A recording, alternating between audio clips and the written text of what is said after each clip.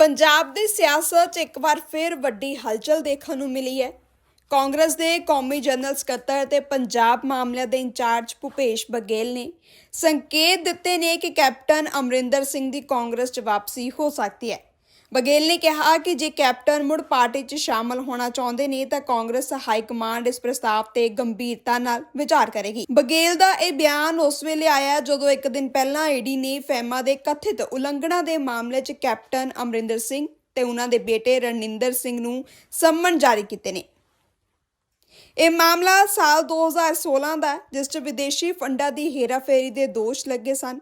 ਹਾਲ ਹੀ 'ਚ ਪੰਜਾਬ ਤੇ Haryana high court ਨੇ ਈਡੀ ਨੂੰ ਇਨਕਮ ਟੈਕਸ ਵਿਭਾਗ ਦੇ ਦਸਤਾਵੇਜ਼ਾਂ ਦੀ ਜਾਂਚ ਕਰਨ ਦੀ ਇਜਾਜ਼ਤ ਦਿੱਤੀ ਸੀ, ਜਿਸ ਤੋਂ ਬਾਅਦ ਇਹ ਕਾਰਵਾਈ ਅਮਲ 'ਚ ਲਿਆਂਦੀ ਗਈ। ਮੰਨਿਆ ਜਾ ਰਿਹਾ ਹੈ ਕਿ ਇੱਕ ਪਾਸੇ ਈਡੀ ਦੀ ਕਾਰਵਾਈ ਤੇ ਦੂਜੇ ਪਾਸੇ ਕਾਂਗਰਸ ਵੱਲੋਂ ਮਿਲ ਰਹੇ ਸੰਕੇਤ ਪੰਜਾਬ ਦੀ ਰਾਜਨੀਤੀ 'ਚ ਕਿਸੇ ਵੱਡੇ ਉਲਟ-ਫੇਰ ਵੱਲ ਇਸ਼ਾਰਾ ਕਰ ਰਹੇ ਨੇ। ਹਾਲਾਂਕਿ ਕੈਪਟਨ ਅਮਰਿੰਦਰ ਸਿੰਘ ਦਾ ਇਸ ਦੇ ਉੱਤੇ ਅਜੇ तक कोई अधिकारित बयान सामने नहीं आया है। दिल्ली इसका मतलब ये है कि बीच में चर्चा चली थी कि कैप्टन साहब वहाँ असहज महसूस कर रहे हैं और कांग्रेस के जो समय है उनको फिर से याद आ रही है। तो जब ये बातें आई तो उनको ईडी को नोटिस भेज दिया गया। जी तो आप तो सीधे पंजाब का कामकाज देख रहे हैं, क्या कैप्टन अमरिंदर सिंह पंजाब में एक पॉलिटिकल एसेट्स हैं? क्या कांग्रेस को सोचना चाहिए इस बारे में? देखिए बड़े नेता रहे हैं, इसमें कोई शक नहीं है। अब लेकिन वो भारतीय जनता पार्टी में चले गए हैं तो उसके बारे में हमको क्यों विचार आना करना? चाहें कांग्रेस में तो उनका यदि पुराना आना चाहें तो विचार करेंगे हाईकमान, क्योंकि वो जिस स्तर के नेता रहे हैं, दो बार मुख्यमंत्री रहे हैं, है ना। तो यदि वो आवेदन करें तो उसके बारे में विचार हाईकमान करेगी। अभी भी जो ईडी के शिकंजे में आप हैं या आपके सुपुत्र हैं, उस पर आपका क्या टेक है? मेरे खिलाफ तो कोई एफआईआर नहीं ईडी में।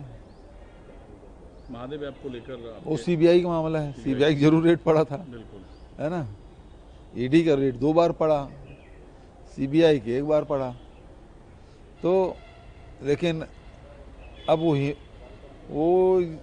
एक जो रहते हैं क्या हिरेन जोशी, वो कहाँ है? और फेयर प्ले एक और कंपनी बनी थी, उसके बारे में क्या है? इसके बारे में प्रधानमंत्री जी कभी बोलेंगे? कभी नहीं बोलेंगे।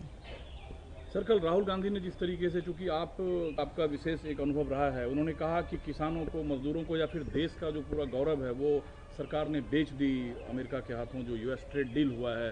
फिर एक स्पेशल फाइल का जिक्र उन्होंने किया जिसमें हरदीप पुरी का उन्होंने जिक्र किया। हरदीप पुरी ने ये कहा भी कि 3 से 4 दफ़े उनकी मुलाकात हुई है, लेकिन बिजनेस के सिलसिले में हुई है। पूरा चल क्या रहा आखिरकार? देखिए, जहाँ तक के किसानों की बात है, वो दौर था जब देश आज़ाद हुआ तो हम दूसरे देशों पर निर्भर रहते थे। PL 480 तो सभी जानते हैं, उसके तहत गेहूं और ज्वारी अमेरिका से आता था। और उस समय फिर इंदिरा जी ने हरित क्रांति आंदोलन चलाया और